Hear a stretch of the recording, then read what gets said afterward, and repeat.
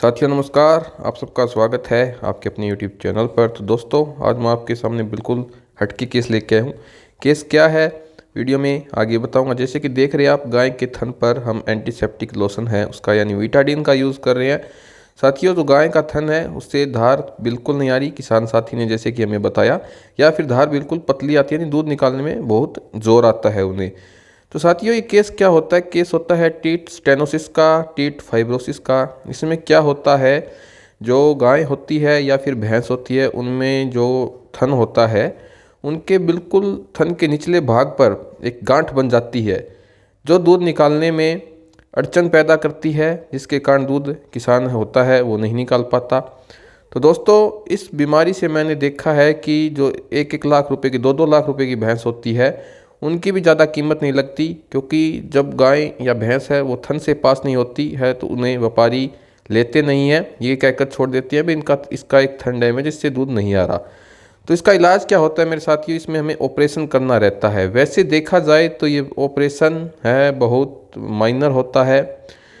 तो मेरे साथियों इस ऑपरेशन को करने के लिए यानी इंसान में कुछ खूबियाँ होनी चाहिए, यानी इंसान इसका एक्सपर्ट होना चाहिए। क्योंकि अगर हम इस ऑपरेशन को 11 नंबर के ब्लेड से करते हैं, दोस्तों कई साथी है वो बर्मी का इस्तेमाल करते हैं, तो मैं कहता हूँ कि बर्मी का इस्तेमाल नहीं करना चाहिए, क्योंकि उससे गाय या भैंस है उसका थन है बिल्कुल ख़राब हो जाता है। तो बिल्कुल जेंटल तरीके से आप देख सकते हैं जैसे कि कैसे बिना हिलाए ब्लेड का इस्तेमाल किया जा रहा है, और साथ में चेक कर रहे हैं कि दूध या धार बनी है या नहीं बनी है।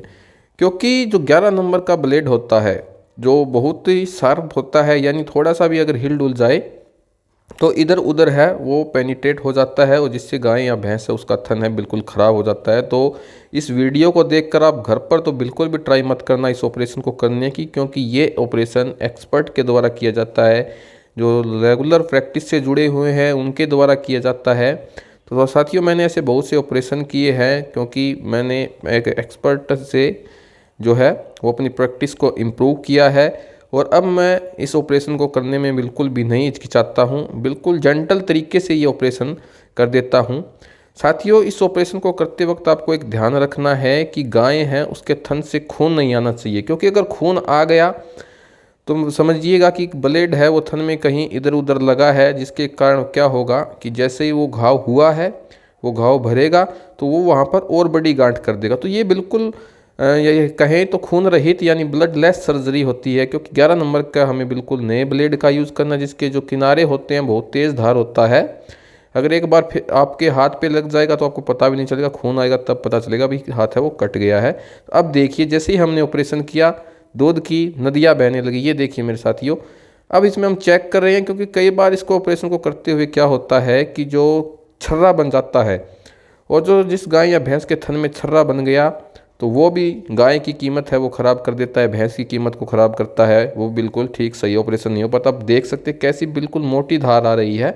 तो ये होता है ऑपरेशन करना।